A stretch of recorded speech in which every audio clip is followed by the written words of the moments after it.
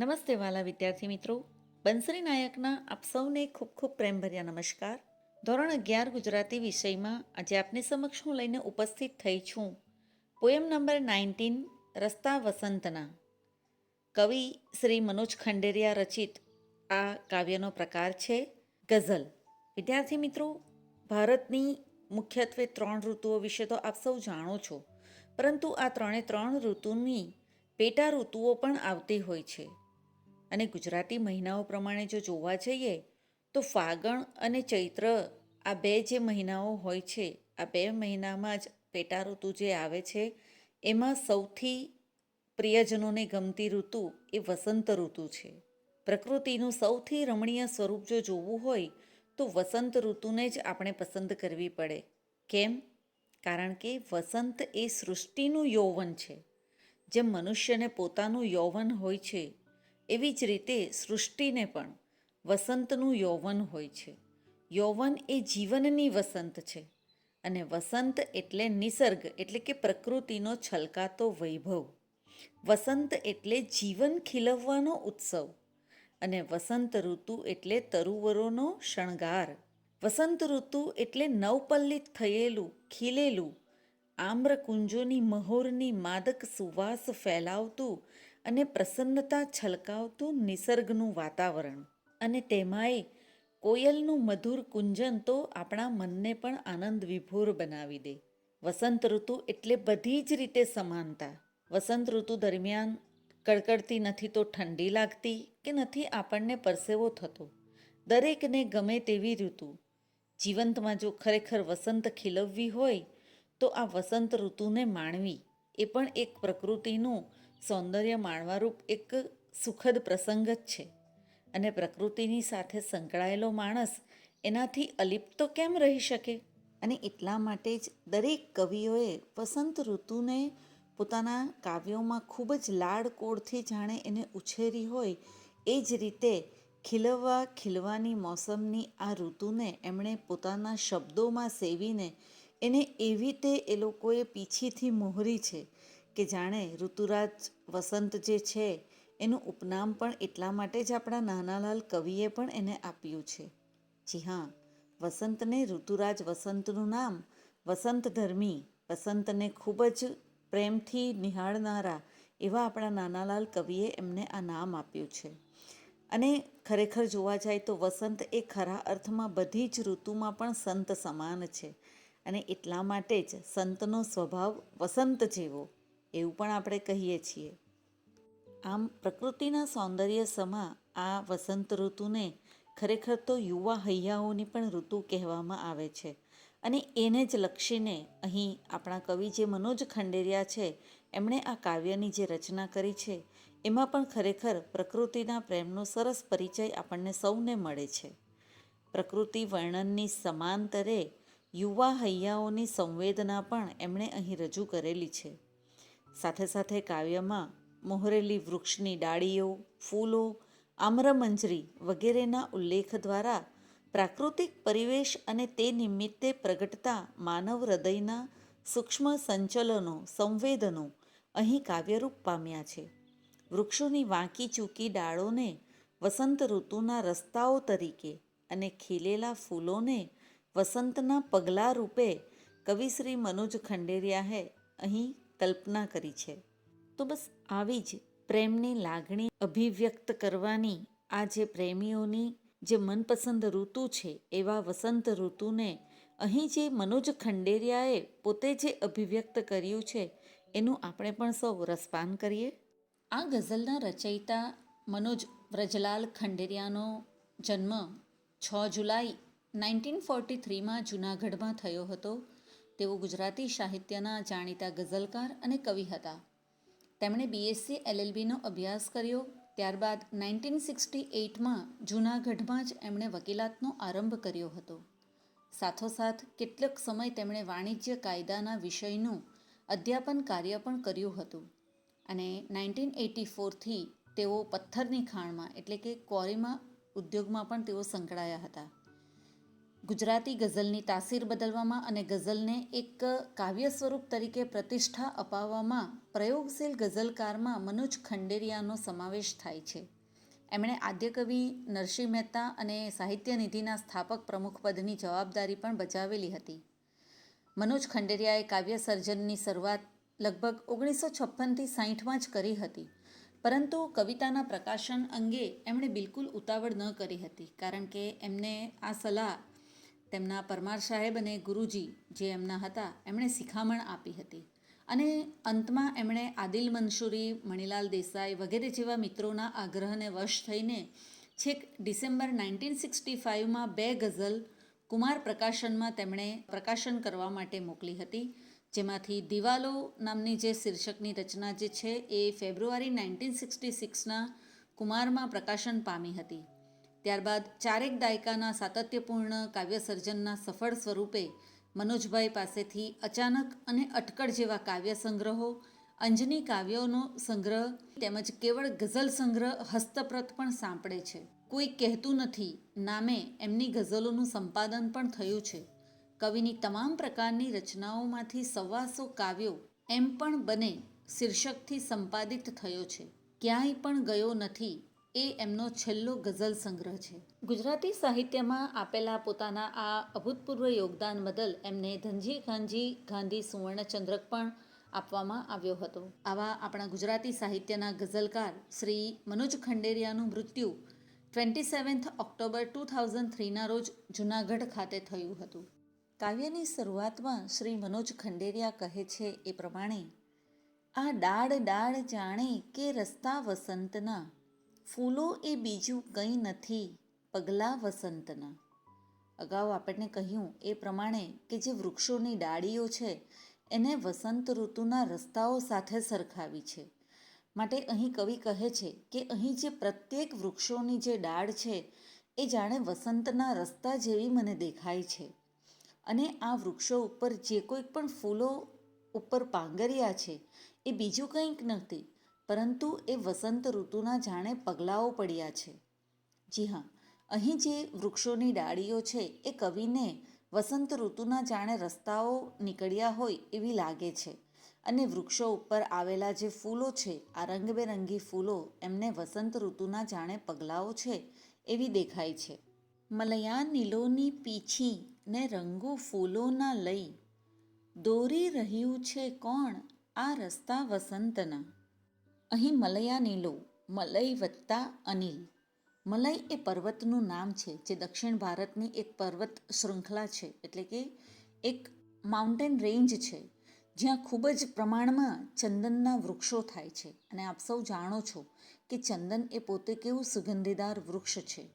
ચંદનનું લાકડું પણ ખૂબ જ સુગંધ આપતું હોય છે, અને એટલા માટે જ ચંદનનું નામ પણ મલય તરીકે આપણે ઓળખીએ છીએ. તો અહીં કવિ કહે છે કે આ જે મલય નામના જે પર્વતો છે ત્યાંથી શીતળ અને સુગંધીદાર પવનો આવે છે. મલયા નીલો, મલય વત્તા અનિલ, આ બંનેની સંધિ જોડાઈને શબ્દ બન્યો છે મલયા નીલો.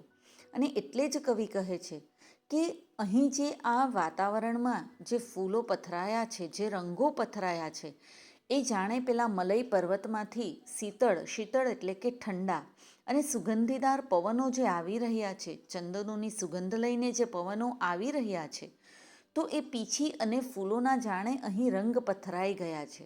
અને એટલે જ કવિ કહે છે કે વસંતના આ નકશા જાણે કોણ દોરી રહ્યું છે એ ખબર જ નથી પડતી. દરેક રસ્તાઓ જે દેખાય છે એ કેવા સરસ ફૂલોથી છવાયેલા છે. ફૂલો અને જાણે એમાં વિવિધ રંગના ફૂલોને કારણે કોઈકે કંઈક નકશો દોર્યો હોય એવું અહીં એમને ભાસ થાય છે.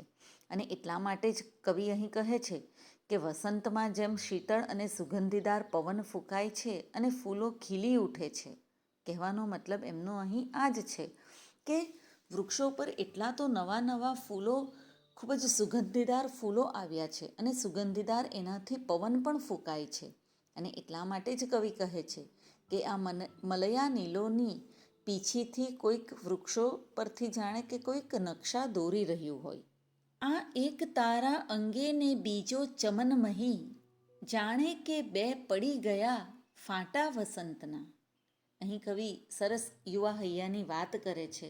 એમાં કવિ કહે છે કે એક તારા અંગે, એટલે કે એક રસ્તો જે છે એ તારા તરફ જઈ રહ્યો છે. એટલે કે વસંત એવી તે ખીલી છે કે મારું મન તારા તરફ હવે આકર્ષાયું છે. અને બીજું મન મારું જે ક્યાં છે? ચમનમહી. ચમન એટલે કે બાગ. અહીં બીજો આપણે અર્થ લઈએ તો કે મનમાં પણ એવો આનંદ વ્યાપી ગયો છે કે જાણે બે ફાંટા પડી ગયા. ફાંટા પડી જવું એટલે કે બે ભાગ થઈ જવું. તો અહીં કવિ પણ એ જ કહે છે કે હૃદયમાં પણ જાણે મારા મનમાં પણ વસંત ઋતુ ખીલી ગઈ છે અને વનમાં પણ વસંત ઋતુ ખીલી ગઈ છે. જાણે એવું લાગે છે કે એક ફાંટો પ્રકૃતિ તરફ મને લઈ જાય છે અને બીજો ફાંટો મને માનવ હૈયા તરફ જે ફંટાતો હોય છે ત્યાં લઈ જાય છે. પ્રકૃતિ જેમ ખીલી ઉઠે છે તેમ માનવ હૈયા પણ ખીલી ઉઠે છે અને દરેક માનવમાં જાણે નવું જીવન, નવી ચેતના, આનંદ અને ઉમંગ જોવાનો મળે છે. અને એટલા માટે જ આપણે એવું પણ કહી શકીએ કે વસંત જન એટલે કે લોકોમાં, માનવ હૈયામાં પણ ખીલી ઉઠી છે અને વનમાં પણ ખીલી ઉઠી છે. મહેકી રહી છે મંજરી એક એક આંસુમાં, મોહર્યા છે આજ આંખમાં આંબા વસંતના. કવિ અહીં કહે છે કે મારા દરેક આંસુમાં જાણે મંજરી એટલે કે મોર, આંબા ઉપર જે મોર બેસે છે એમાં ફૂલોની કળીઓનું જે ઝુમખું હોય છે, જે ડાળખી હોય છે, નાની નાની કૂંપળો ફૂટી હોય છે, તો એ જે મોર છે એ મારી આંખોમાં જાણે મહેકી રહી છે. એટલે કે જ્યાં પણ જોઉં છું ત્યાં ફૂલોની કળીઓ જ જોવા મળે છે. અને આંખમાં જાણે એટલા માટે કહેવાય છે કે આંબા મોહર્યા છે. મોહરવું એટલે કે ઉગવું. આંખોમાં મારા જાણે મોર ઉગી રહ્યા છે.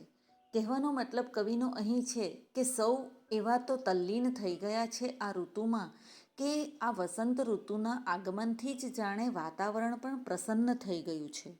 અને એટલે જ કવિ કહે છે કે જાણે એમને આ દરેક રસ્તાઓ જે છે એ વસંતના રસ્તાઓ જેવા એમને આ પ્રત્યેક ડાળ, વૃક્ષોની ડાળ એમને વસંત ઋતુના રસ્તાઓ જેવી લાગે છે. અને એટલા માટે જ તેઓ પોતાની આંખોમાં આ વસંત ઋતુને ભરી દેવા માંગે છે. એટલે કે વાતાવરણને તેઓ જોઈને એટલા પ્રસન્ન થઈ ગયા છે કે એમની આંખોમાં જે આંસુઓ રૂપી તે આ મંજરીઓ જાણે મહેકી રહી છે. ઉગી રહ્યા છે યાદના અબીલને ગુલાલ, હૈયે થયા છે આજ તો છાંટા વસંતના. અહીં કવિ હવે કહે છે તેમ કે હૃદયમાં પણ જાણે વસંતનો રંગ લાગી ગયો છે. પ્રિયજનની યાદ જે છે એ કવિના મનમાં અબીલ અને ગુલાલ બનીને જાણે ઉગી રહી છે. અબીલ એટલે કે જે પૂજામાં આપણે વ્હાઈટ પાવડર તરીકે જે વાપરીએ છીએ એને અબીલ કહેવાય છે. અને ગુલાલને તો આપ સૌ કોઈ જાણો જ છો. અને ગુલાલ એ તો પ્રેમનું પ્રતીક છે. અને એટલા માટે જ કવિ કહે છે કે આ અબીલ અને ગુલાલ જે છે એ પ્રેમના પ્રતીક સમા યાદોમાં જાણે આવે છે. અને કવિ કહે છે કે એટલા માટે જ આ વસંત ઋતુની જે એવી અસર થઈ છે કે અબીલ અને ગુલાલ બનીને જાણે એ મનમાં એના છાંટા જે છે એ હૈયા ઉપર પડી રહ્યા છે. અને એટલા માટે જ એમણે છેલ્લે કીધું કે હૈયે થયા છે આજ તો છાંટા વસંતના. વસંત ઋતુની એવી તો અસર થઈ ગઈ કે જાણે પ્રિયજનની જે યાદ જે છે તે અબીલ ગુલાલ બનીને મનમાં ને મનમાં એના છાંટાઓ જે છે એ હૈયા ઉપર પડી ગયા છે. અને આ વસંત ઋતુની એની ઘેરી અસર એમના મન ઉપર થઈ રહી છે. વાતાવરણ એમનું જે છે આમ એમના વાતાવરણથી મન પ્રફુલ્લિત થઈ ગયું છે. અને એવું પણ કહી શકાય કે જાણે હૈયે એમને તાઢક એટલે કે ઠંડક વળી છે.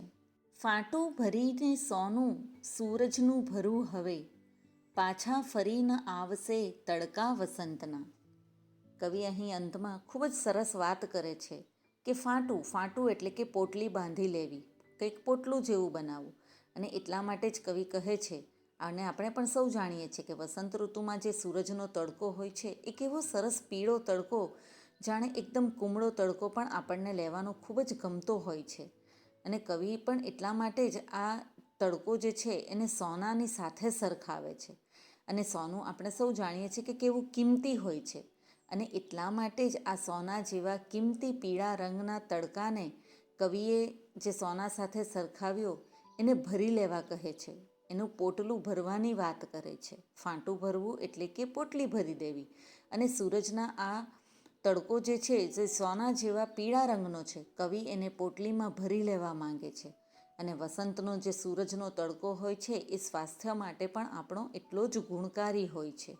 અને એટલા માટે જ આ સૂરજનો તડકો જે સોનું બનીને આવ્યો છે એને પોતે ખૂબ જ આ કોમળ તડકાને તેઓ આનંદથી ભરી લેવા માંગે છે. અને જેટલો લેવાય એટલો લઈ લેવા માંગે છે. અને એમને ડર છે કે કદાચ ફરી ન આવશે તો આ તડકો, આ વસંત ઋતુ હવે ફરી પાછી ક્યારે આવશે.